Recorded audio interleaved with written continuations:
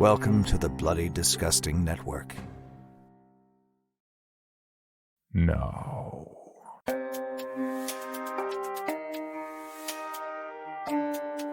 This is Creepy, a podcast dedicated to sharing the most famous, chilling, and disturbing creepypastas and urban legends in the world.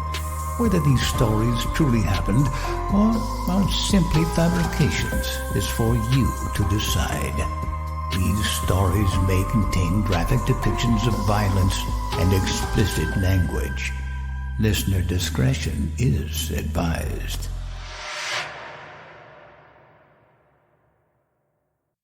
Creepy presents Please Don't, written by the Methuselayan and narrated by Michelle Kane.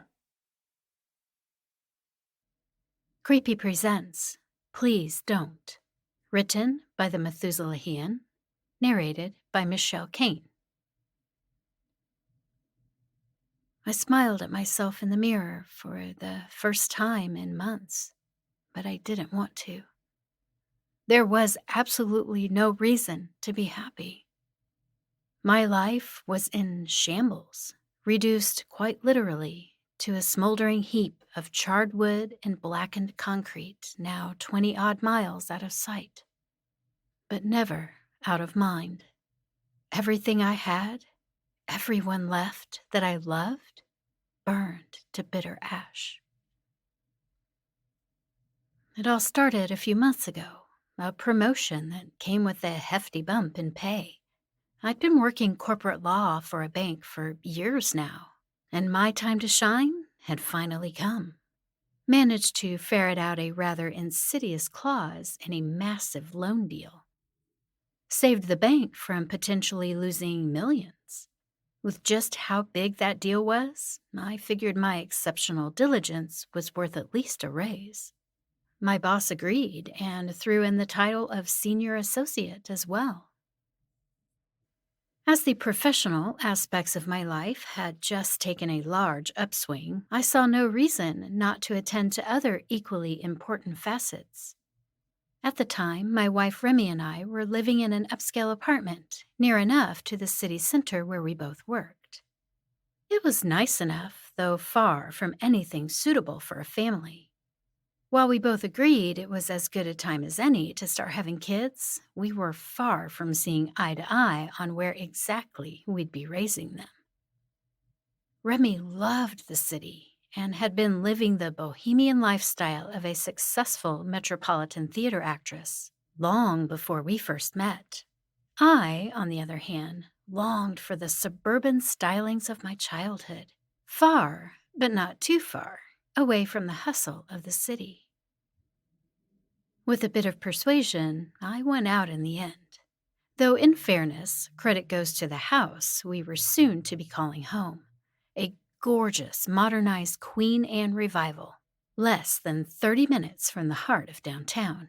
Exactly the kind of house I used to dream about as a little girl.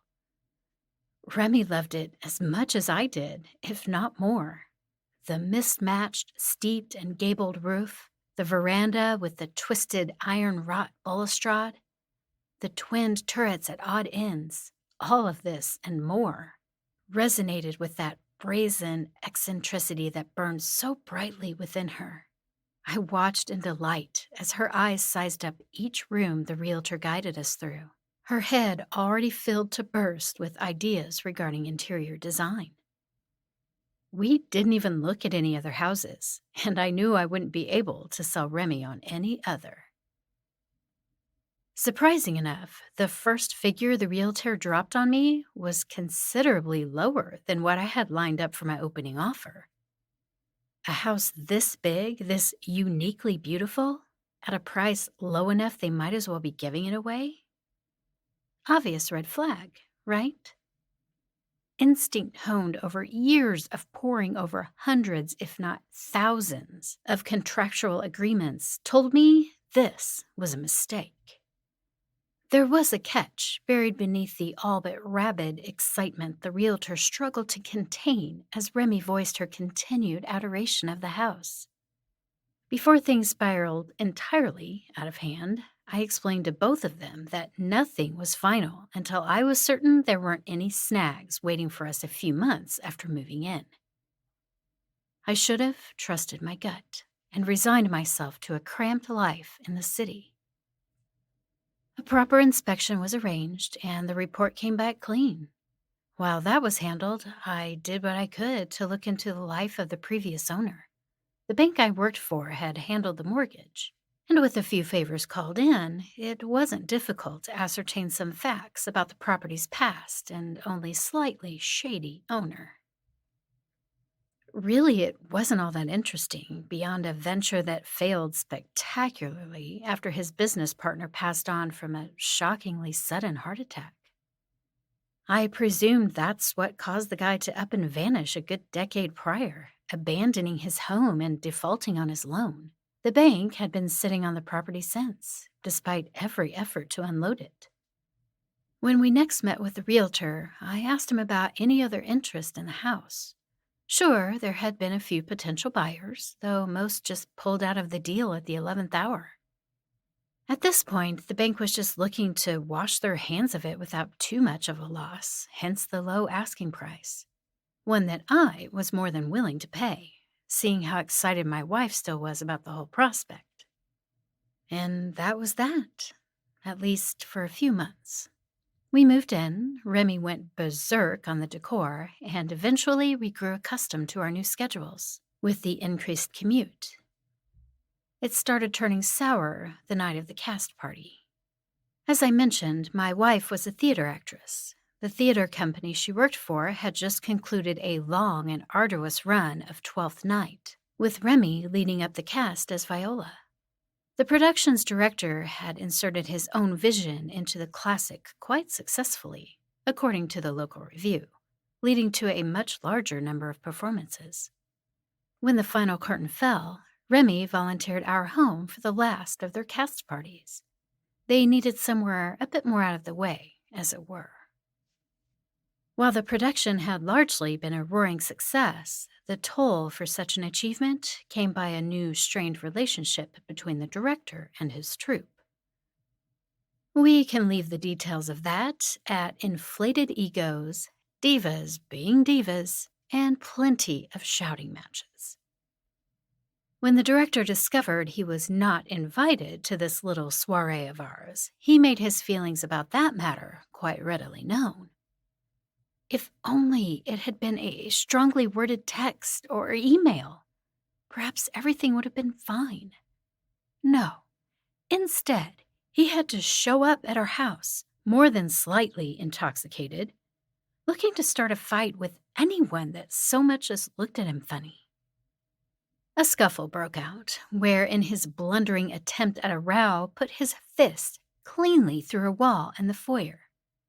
Luckily, Victor, one of the larger and more athletic members of the troupe, was able to subdue him until the police arrived. The evening's festivities ultimately fell apart then and there, and the party disbanded before Remy and I had even finished squaring things with the patrol officer. Exhausted, we let cleaning up fall to our future selves and headed for bed. I awoke the next morning shortly before noon, not much more refreshed than the night prior, to find myself alone. Curious, as Remy was more apt to nurse a hangover beneath the covers than anywhere else. I glanced to the mirror through the bathroom's open door to find it just as empty. Down through the house, I eventually caught sight of her, peering at the assaulted wall in the foyer. Perplexed, she gazed at the emptied abyss just beyond the broken plaster with a frown. When I joined her, she simply commented that she thought the kitchen pantry was just opposite this wall. Quite certain of that myself, I went down the hall to see if I could see through the foyer from there, when she stopped me and explained that she had already tried. Shrugging, assuming it was just a gap between walls, I muttered my complaints about trying to find a contractor to restore it when Remy's unbound curiosity took hold of her in full. Unable to do much beyond gawking at her as she reached her hand within the hole, my protests began shortly thereafter as she began tearing at the loosened plaster. She continued to ignore any and all complaints, not even paying heed to me until she had successfully revealed a door frame where a wall had once been. A creeping chill overtook me as I dared to look. Bared concrete walls, scarcely revealed by the day's light, awaited us. Further within, I could make out the faintest outlines of uncarpeted stairs descending downward into the empty dark. My gripes swiftly changed from Remy's impromptu renovations to never remember seeing anything like this on the floor plans. We had a basement, one that was used quite regularly. One half of it containing a lounge and a bar, while the other was dedicated to a home gym that doubled as a rehearsal space for Remy during productions. My thoroughness in prying even the smallest detail from this house before we bought it would not have permitted me to overlook something as big as an unfinished section of the house. Again, my wife ignored my moaning complaints. Fascination had gripped her quite tightly indeed as she began her descent into the unknown, the modest light from her phone blazing the path ahead. Grumbling further to myself, I was not about to allow her to head down all by herself, and quickly followed. Each step below was just as sturdy as the last, bearing our weight without so much as a creak of the wood. It led us down into a cramped space, only a bit more than shoulder's length, shallow, barely a nook tucked away in a casket of concrete. Honestly, I was surprised we didn't have to stoop down, what with how claustrophobic the space was. We couldn't miss what this strange little place kept secret. It sat, nestled within, leaned against the opposite wall, and covered in a sheet of dusty white. Attached by a small streak of blue masking tape was a piece of folded paper. It was my curiosity that got the better of us this time, as I reached forth and easily pulled the paper free. Waving away the disturbed dust, I unfolded the crisp sheet, eager to see what forgotten memories could be inscribed on the inside. I was anything but pleasantly surprised. 2 simple words, written in heavy block text, strong strokes of the pen that demanded your attention. There was no misunderstanding that they sought to infer grave caution. Please don't. Remy gasped ever so slightly when I showed it to her. Gooseflesh was already prickling up and down my neck and arms. We both took a step back and tried to make sense of it. If only our intense desire to know hadn't blinded us from the fact that these words were telling us to go back the way we came, seal up the hole once and for all, and forget any of this had ever happened. No. Instead, I reached for the sheet. I had to know. Whatever was beneath was flat, but not all that thin. Heavy, too. My thoughts immediately turned to a framed picture, and was half expecting to find some highly unflattering portrait, perhaps of the prior owner or his family. When my fingers brushed the metal, ice cold even beneath the sheet, I had a feeling it was going to be anything but that. Careful, I began removing the sheet. Remy didn't stop me. She was just as invested in what was beneath as I was at that point. It was a mirror, and a beautiful one at that. Probably an antique, given the elaborate frame and tarnished silver. One you would expect to find in some ritzy salon, going for more money than glass and metal ought to cost. Cooing excitedly, Remy was eager to have a proper look at it. I stepped out of the way as best I could, given the narrow space.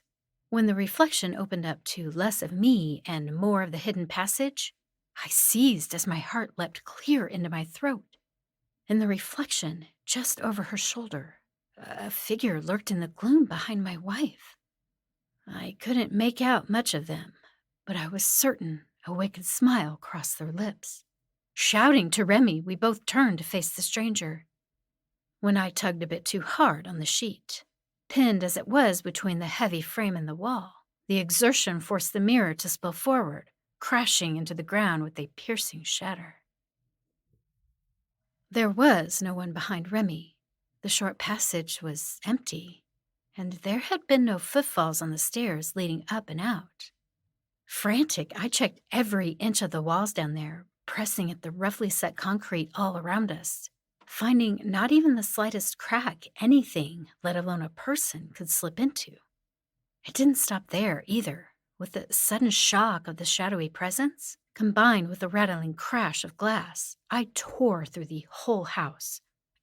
I dragged Remy right behind me, dazed and confused as she was about the whole ordeal, ensuring she wasn't out of sight while I confirmed we were alone in the house. We were, and after I explained what was going on to her, Remy did her best to assure me it couldn't have been anything more than just a trick of the light. I honestly believed her at the time. Knowing what I know now, I would have told her we weren't going to spend another moment in that house, though I really doubt that would have changed anything significantly. We spent the rest of that day doing nothing. Everything and anything could wait, as the jolt of the whole happenstance had thrown me through quite the loop. I hardly touched any of the wine Remy poured for me, and while we tried to watch some TV, it couldn't keep my focus for very long at all. Every so often, I swear I could catch just the faintest shifting of movement out of the corner of my eye, though every time I looked, nothing was there. Eventually, I wore down and fell asleep as we took in an episode of MASH near midnight. That seemed to be the end of it for a while. The next day, we cleaned up the broken glass without incident, passed the twisted remains of the mirror's frame-along to an interested friend of ours, and set about hiring a contractor to properly fill the gap. Before long, our life was back in order, at least for a few weeks. After that, I found myself most days waking up in the middle of the night, tense and restless. It wasn't nightmares or the like, as I still cannot remember anything prior to suddenly bolting awake feeling as if my very life depended upon something. Our bedroom felt far too small on those nights, far too small and far too strange, as if I had awakened in a different place and time altogether. One night it was simply too much. I felt feverish and stifled, like I couldn't breathe properly from the heat bearing down upon me. Careful not to wake Remy, I headed down into the kitchen for a cool splash of water and maybe some ibuprofen. Even after a long gulp straight from the faucet, the air in the house still felt far too stuffy, so I reached for the small window above the sink. Just my luck, the latch on it was acting up again. Nothing new, and I had been meaning to replace it for a while now. You really just needed to work at it a bit to have it open, something I was struggling to do in the dark. Flicking the nearby switch brought the small light in the alcove above the sink on, bathing that little slice of the kitchen in an orangey glow you can really only get in the dead of night. With but a moment of working at the latch, I was able to pull the window free, letting in some much-needed cool autumn air. With eyes closed, I took in a few deep breaths, enjoying the liberation from the oppressive heat that had been following me through the house. Relishing it a beat longer, I then heard a familiar creak of the floorboards at the kitchen's entry from the main hall. Figuring Remy had roused and found me missing, I apologized as I opened my eyes. An apology that was cut short. The reflection on the partially open window tried to convince me it was Remy. What I saw looking back at me was anyone but. Eyes opened wide, crazed and unblinking. A half curl of her lips twisted, all vile and malicious. Something in her hand glinted viciously in the meager light. She crept closer and closer, the light now cast upon her. A blur of white knuckles streaked red as she clenched what looked like a shard of broken glass, now rising with horrific purpose. In an instant, I whipped around and found my wife, looming in the hall beyond the archway. No smile, eyes barely open. Now empty hand, trying to rub the sleep from them. She mumbled a few things, asking if everything was all right. and I dismissed her concerns with a few shaky complaints about the unseasonable temperature. She sympathized sweetly enough with the promise to turn on the fan in our room. Promising in turn to be up shortly, I watched anxiously as she slowly vanished into the gloom of the darkened hall.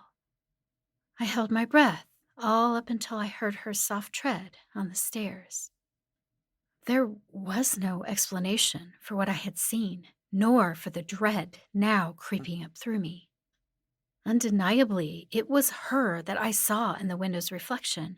Never had I not been able to recall her likeness in perfect detail.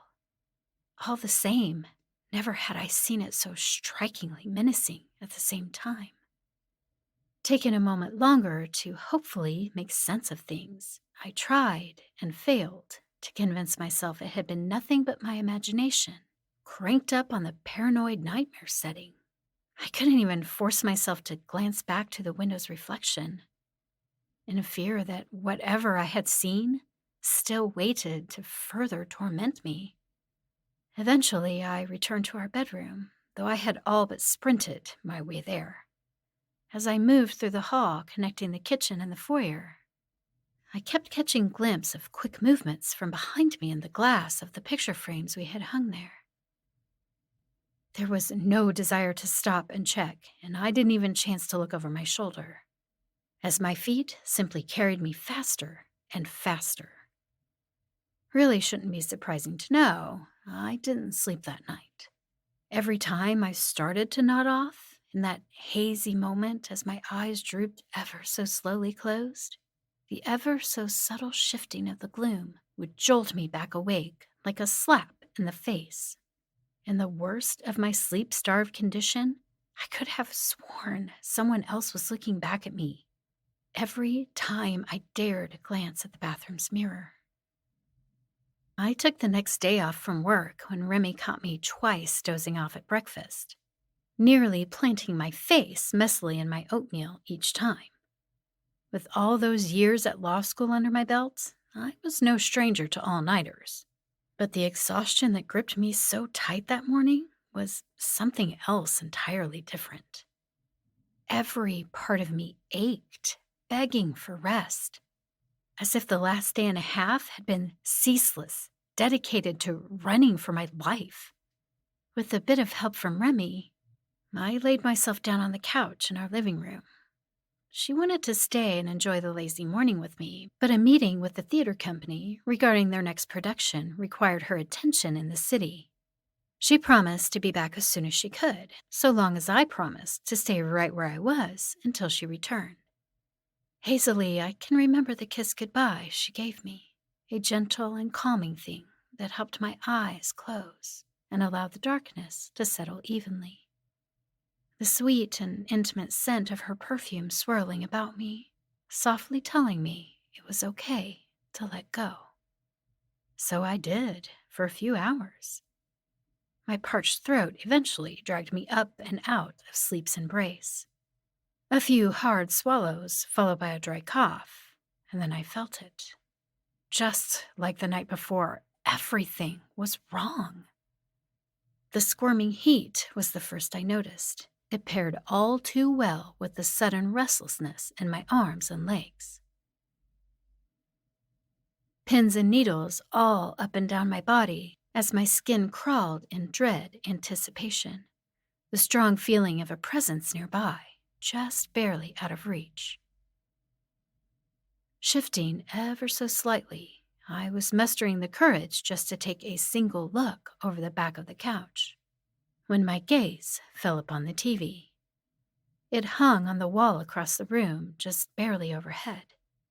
Muted light seeped in from behind the curtains, handily revealing her reflection in the darkened glass.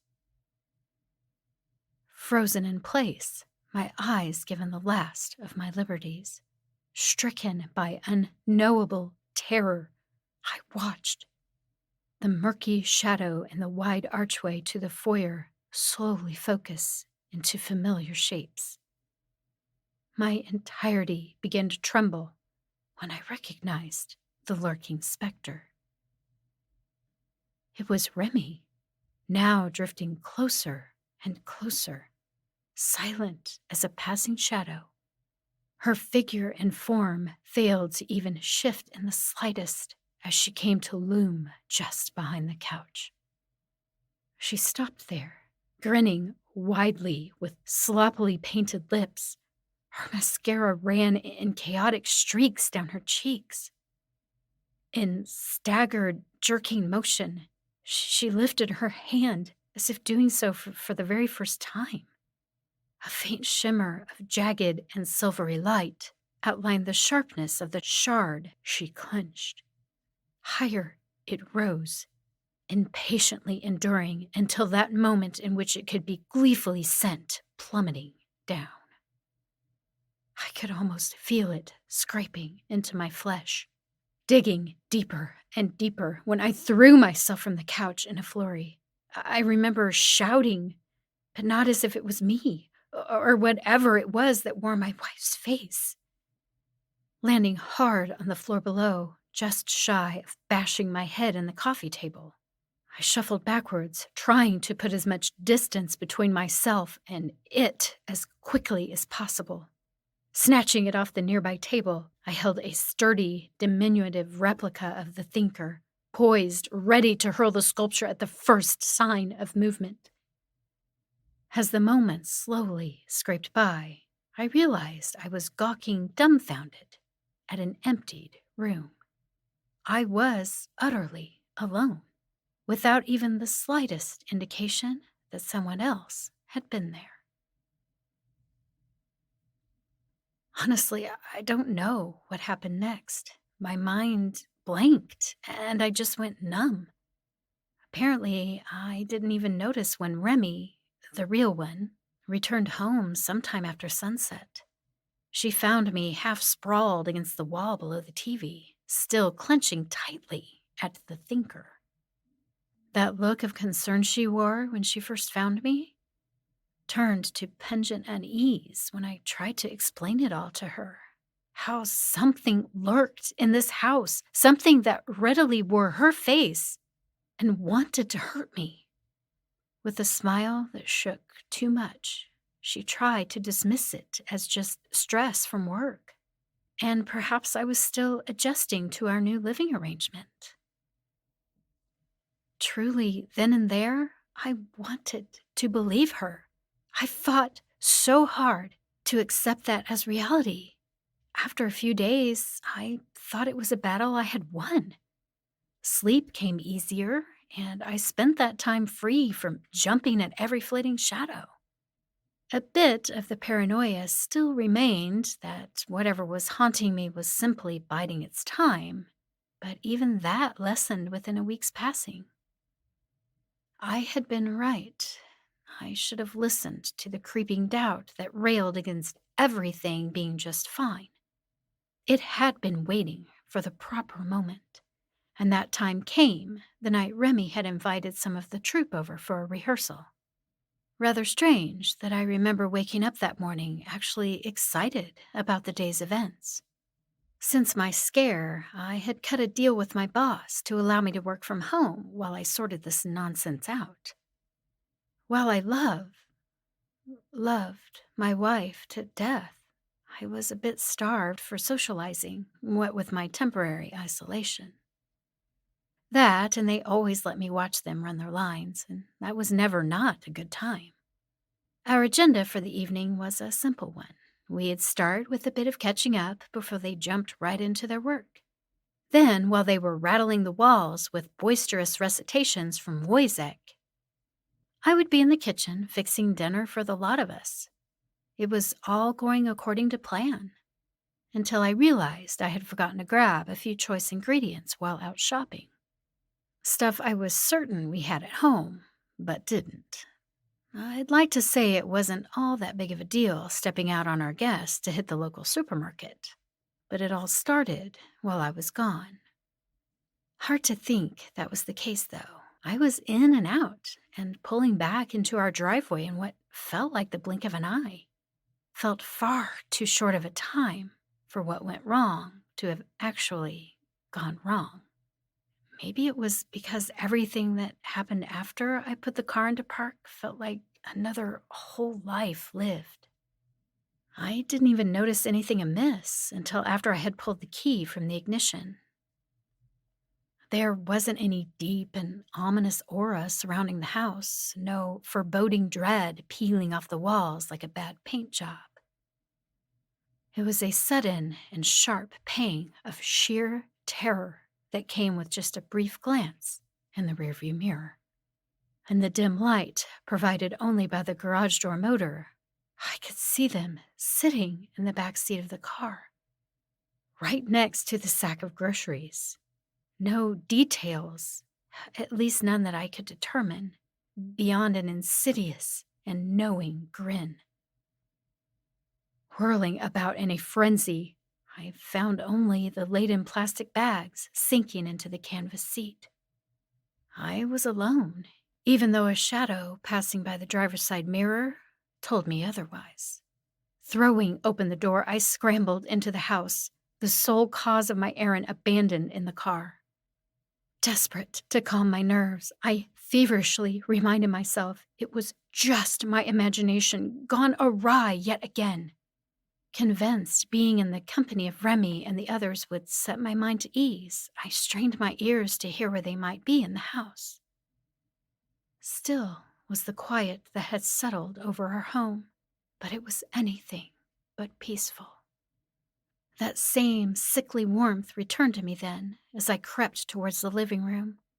It was where I had last seen the troop before leaving, but was no more relieved to find it darkened and unoccupied.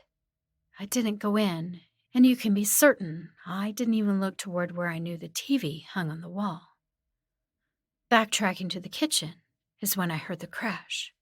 Straining wood stressed to shatter. Heavy footsteps on the tiled floor.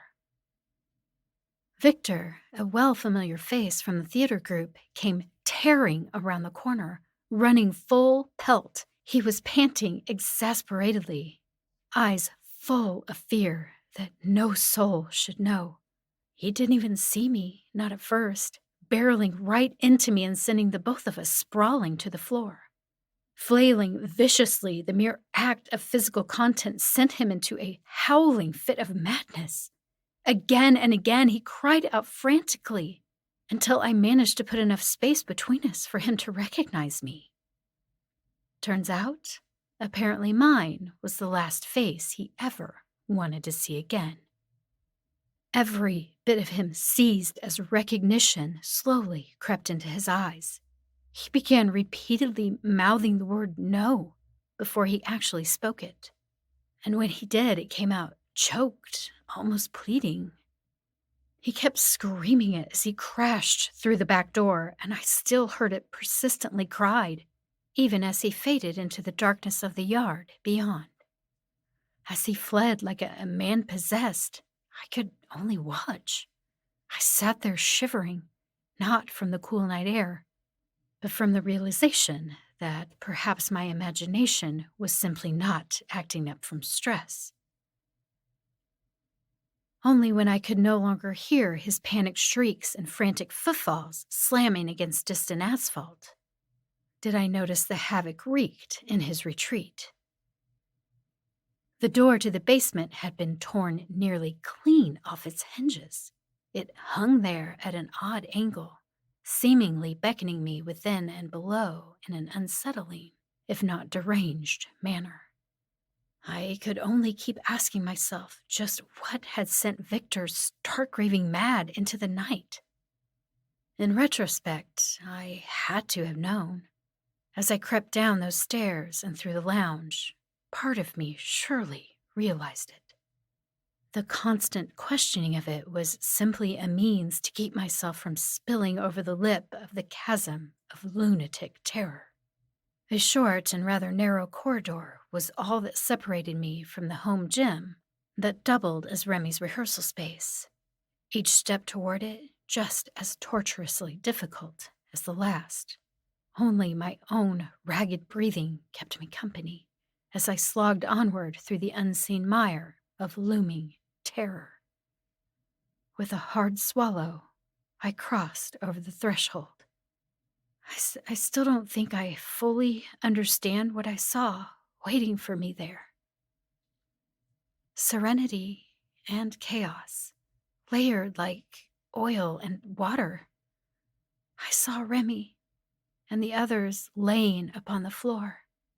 Were it not for their expressions of despicably intense fear carved into their faces, I would have assumed them merely resting. That is, until I noticed their chests neither rose nor fell. Their still opened eyes focused intently on nothing and everything. And then it hit me. I was only seeing half of the picture. I looked deeper into the room, into the other half of the room that wasn't actually there, but was all the same. A common thing, really, to see gyms with mirrors, and ours was no exception. The entire far wall was lined with them, used for both perfecting form during workouts and refining poise while delivering soliloquies. What they showed now was nothing less than a nightmare. Blood. So much blood. It wept and oozed from deep and jagged cuts and punctures all over their bodies. The floor was slick with it, pooling vivid crimson. Haphazardly, the walls were splashed in patterns screaming in violence. Rushing over to my wife, I knelt beside her to see if there was anything I could yet do. Perhaps her wounds were not yet fatal. I could help her. I could help the others. A fool's errand ensnared in impossible insanity. Her flesh was already cold, though I couldn't understand why.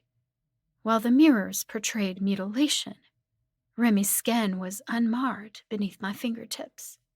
Not a single cut, not a single drop of blood spilled. The same for all the others. I don't know how long I sat there, shifting my gaze frantically between these twin worlds. I do remember my slipping grip on what remained of sanity as I tried to puzzle the how of it together. Desperately, my rationale clung to the notion that this was all some sort of theatrical trick the others were playing on me. At any moment, they would spring back to life, and we'd have a good laugh about it. I was so certain of this. It was a relief when I saw Remy begin to stir. Relief that turned to abstract horror the moment I realized only her reflection rose up from the floor. She stalked toward me from beyond the polished glass, each movement a shuddering and disgusting convulsion. No small amount of effort was required to raise a deeply blood-stained hand to place against the invisible barrier that separated us. Shuffling backward in shock, I tried so hard to look away. I pulled my knees to my chest and buried my face therein. To no avail, as the other began pounding so fiercely upon the mirror, I feared for the world that it would break. With my attention secured once more, the mirror's specter smiled cruelly as it painstakingly brought its unfamiliar hand toward its neck. Stuttered spasms allowed it to collect the blood still seeping from the unsightly gash carved in the throat. Wet was the slap against the glass as the hand began streaking gore into shapes that became letters, that became words. They still burn within my mind, clear as day, despite the heavy fog that obscures the rest of that night. Forever yours. That was it, the final straw, the moment I realized what had been spelled out. I snapped.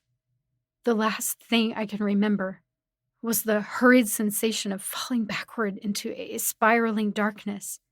A cold embrace waited for me as every part of me screamed. I'm not sure how the fire started, but I'm pretty sure it was me that set it. All I can remember is suddenly coming back to myself out in the street in front of our house. I sat shivering, absolutely reeking of gasoline and wrapped in a thick blanket, watching the fire crew douse the last smoldering embers that remained.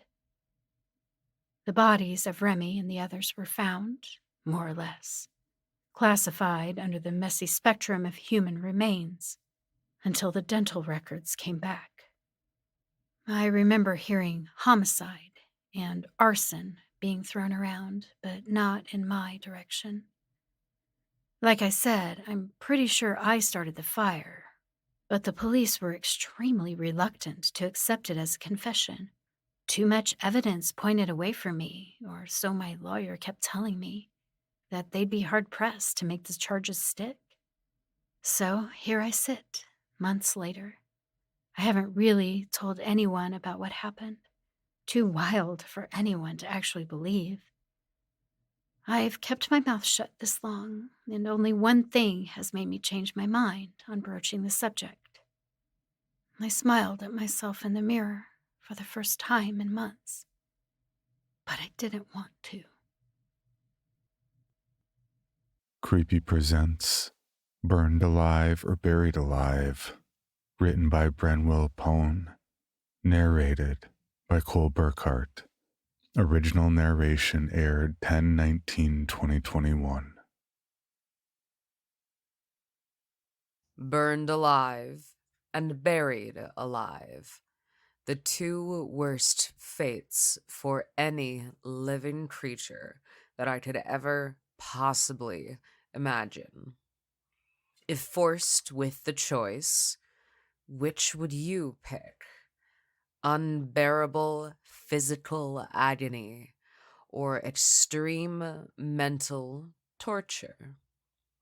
The most excruciating pain imaginable, or the utmost form of horror that the human mind is capable of conceiving. Up to a few years ago, I didn't know either. Why would you even consider it if not forced to? Well, one day I found out which I'd choose. One day so dreadful that there's no adjective in the English language strong enough to properly convey the horror of it. A day so awful that I struggle just to recall it. I had the choice put upon me. Here's what happened. Years ago, I bought my first home. Being an overall fan of the macabre and living in rural New England, I decided on a nearly ancient American colonial-style home, reminiscent of something out of a Nathaniel Hawthorne or Arthur Miller story. It was the product of a bygone era. Though it was built in the early 1800s, as the cliché goes, it had good bones and had been fairly well maintained, considering its age. That being said, it still needed some work. A few weeks after closing, while fixing some of the faulty old wiring in the basement, I came across a centuries-old drain set into the stone flooring. It was maybe 3 feet in diameter and covered with a heavy iron grate that was worn with many decades worth of rough, brown corrosion. It resembled the entrance to a dungeon. Like I mentioned above, I have a curiosity for all the dark and morbid elements of the world. Finds like this were the exact reason I wanted this house. So I decided to have a closer look at the forgotten thing. I laced my fingers through the dirty old grate and gave it a firm pull. It opened with a pained and rusted cry. I gazed down into the hole. A faint, acrid stink arose from its depths. It was as dry as old bone and as quiet as a crypt. I assumed, due to the home's location on the side of a small hill, that the basement had once been prone to flooding, and that modern technological developments had rendered that, like so many other things in this place, a relic of the past. I poked my head a little further in and looked into the deep, dark recesses of the ancient plumbing. I could make out just the faintest bit of light at the far end. I went out into the yard and found the outlet hidden deep in a thicket of tangled brush. Evidently lacking access to chicken mesh, someone had it covered with a makeshift crisscrossing of merciless-looking barbed wire, apparently to keep any unwanted creatures from crawling in during the night. I thought that whomever had done so had made a smart choice. The pipe looked nearly big enough for a person to squeeze through. A few months later, I was back working in the basement. The previous owner had left boxes upon boxes of yellowed old newspapers, books, and other forms of aged literature stacked under the stairs. I wanted to move out what I could, as they were taking up a lot of valuable storage space, and were a possible fire hazard, too, especially under the dry, splintery wood of the basement risers. Honestly, though, I really wanted to look through them to see what sort of curious old volumes might be hidden away within the dusty mound. About 30 minutes into my task, I had sifted through and moved about 5 of the boxes without finding anything of much interest. In the 6th box, however, I came upon a strange volume bound in worn leather that looked like it must be older than the house itself. It had the words Kitab al-Kunuz embossed on the cover, and was written in what appeared to be Arabic, though I'm no linguist. There were English translations or notes of some sorts written in the margins. They seemed to say something about the locations of lost and hidden treasures. This was exactly the kind of thing I was looking for. Excited by my find, I moved out from under the stairs in search of better lighting to read it by. I went over to a large floodlight I had left in the basement from a previous project and flicked it on. The decrepit wiring running under the stairs sparked violently. I spun quickly, and, in doing so, tripped and fell backward. By the time I got up, the sparks had already lit a fire in the stacks of boxes that stood nearly a meter high. It was licking and biting at the withered stairs like the jaws of a hungry animal. In hindsight, at this very moment, I should have sprinted through the flames to safety. Whatever burns I would have suffered would have paled in comparison to the trauma I was doomed to endure by staying put. But, like they say, hindsight is 20/20. Instead, I sat frozen in shock of the sight in front of me. When I snapped out of it, I looked around frantically for any sign of something to douse the flames with, but, of course, there was nothing. Nobody thinks to keep a fire extinguisher in their basement. The blaze rose higher, engulfing the staircase and spreading around the door jamb at the top like some type of hellish decoration. I tried desperately to hold back panic and think of a way out. My basement had no windows and no hatchway either. Then, the fire spread to the exposed fiberglass insulation in the ceiling. It jumped from section to section like a stone skipping across a pond. The air became thick with the baking heat. The sound of the flames crackling was now constant and unrelenting. Smoke was filling up the already close air, curling and twisting through the space. Every breath I took tasted of hot ash. I finally decided my only hope was to sprint up the stairs, through the inferno, and pray my injuries weren't life-threatening.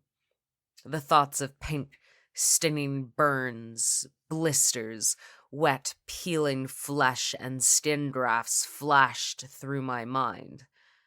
I hesitated. I tried to steel my nerves against it all.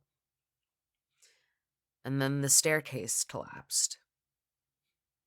I drew back against the concrete wall behind me, hoping for respite from the sudden dust of fiery air that followed. It didn't help.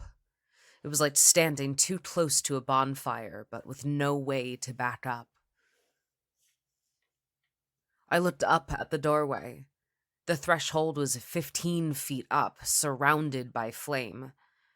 I moved along the wall, desperately searching for any relief from the heat and smoke. Everything was on fire now. I could barely see. My eyes burned and every breath choked my lungs. I was beginning to feel lightheaded and nauseous. I was going to die down here, asphyxiated and burned alive. I prayed to God to feel as little as possible. I got down on my stomach, hoping to delay the inevitable. My hands felt cold metal on the floor. I heard it grind and shift with my movement. My fingers slipped through elongated holes. I was lying on top of the drain. My heart jumped and then immediately dropped to the pit of my stomach. I had a way out, but it meant squeezing through hundreds of feet of suffocating underground tunnel. I pulled it open, and it gave that same rusty cry as before. I put my head inside. The air felt cool and fresh compared to the basement. I looked at the speck of light way down in the darkness. It looked miles away. I tried pushing myself inside. My shoulders pressed against the sides of the drain, pinning my arms tightly to my sides. Claustrophobia hit me like an electric shock. I scrambled back up immediately. I couldn't do this. It was so narrow, I would get stuck in the pipe and slowly die in there deep under the earth. I sobbed and cried out in utter despair. The fire was closing in around me. I could barely breathe anymore. The heat was like being in an oven, like baking to death. I felt flames lick at my back, and I jumped forward. Fire burnt the skin of my face. I pulled back. I had nowhere left to go. Without stopping to think any further, I shoved my body headlong into the hole. I wriggled in like a worm, the flames burning at my feet and legs, giving me the dearly needed motivation to move forward. My arms were pinned to my sides again. Because of the L shape of the drain, I had to go in upside down. It was like being trapped in a coffin. It was like being stuck in a cave miles below the Earth's surface. Dread and anxiety like I have never felt before consumed me. I wriggled and squirmed and kicked. I moved mere centimeters with each desperate effort. The sides of the pipe clenched around me like a fist. Every move felt like it would wedge me hopelessly in the pipe. In my position, I couldn't even see where I was going. I had no idea how much progress I was making, if I was even getting closer to the opening. The darkness was total. I sobbed and screamed and squirmed further, scraping my skin on the rough sides of the dried-up old pipe. My mind was pure panic now. I pushed with my legs all I could, but I only had room to lift my knees a few inches. I struggled wildly to keep moving, the sides of the cylinder grinding against my shoulders and hips. My manic breathing and hopeless cries echoed deafeningly in the pipe. Then I came to a rise. I could feel it like a ridge under my back. The buildup of centuries of rock-hard mineral deposits created a stalagmite-like formation underneath me that gradually rose up the sides of the passage. I kept pushing and squirming as feverishly as ever until I felt my shoulders squeeze right up against my neck. I kicked, and I twisted, and I yelled, but I could not move. I was pinned within the jagged ridge. There wasn't room to move forward, and I had no way to back up. I was stuck. Completely and totally stuck. I thrashed my legs and jerked my torso violently. I whipped my head around and cried out like an animal in a trap, banging my forehead against the top of the pipe and scraping the skin off. Still, my body wouldn't move. I cried and I screamed until I was exhausted, and then I cried and screamed even more. I began to fade in and out. I dreamt that I saw the faces of the dead climbing out of the earth above me. I heard the voices of demons in my ear, chanting and laughing at me in strange languages. I could feel the pipe squeezing and tightening and relaxing just to play with me. The world spun uncontrollably at times, making me dizzy and sick. Other times I floated paralyzed through the void. My thoughts whirled violently round my brain like mad, biting flies. My head felt like an oven with my brain baking inside. The salt of my tears burned my dried up eyes. I was going to die in here. Alone. Stuck. Unable to move. I completely lost my sanity during those hours. My consciousness turned into a soup of constantly churning, manic thought with nothing resembling rational or ordered cognitive activity remaining. Consequently, it was my wild, animalistic screams that finally alerted the firefighters to my whereabouts deep within the pipe. They had to wait until the fire had died down before they'd call in an excavator. Eventually, the heavy machine became too risky, as it could have easily collapsed the decaying old tube, burying me within. So they set to work digging it up with shovels. After they moved enough earth to expose the pipe, they had to cut out the section I was entombed in with a large saw. I know people were speaking to me during this time, trying in vain to keep me calm, but all I remember is the deafening, metallic shrieking that echoed through the pipe, stabbing at my eardrums like ice picks. Once freed from the rest of the conduit, they lifted the section that held me out of the ground with a small crane and set it down in the yard. I vaguely remember another floating sensation. I had hoped I had died. Soon they went back to work with smaller, yet barely less hideous-sounding saws. It was night at this point, so I didn't even get the minuscule benefit of daylight to ease the suffering. Other than the noise, it felt no different than when I had first crawled in. Finally, it felt as if a great weight was lifted from all sides of me. My body seemed to expand in all directions. Cool night air brushed across my skin. I was lifted up and carried away. This, like I said, was years ago. I am just now regaining the sanity needed to be able to process these events and write them down. My therapist tells me it's a good idea, that it'll help me get past the event to whatever degree possible. He says it may help with the night terrors, too. I can barely sleep without teleporting right back into that suffocating space. The other patients in the hospital are used to my nightly screaming by now. So are the nurses and orderlies. It was they who gave me the details of my rescue. They tell me I was stuck in that pipe for nearly 10 hours before the rescuers got me out. They also tell me that crawling into it was the only reason I survived.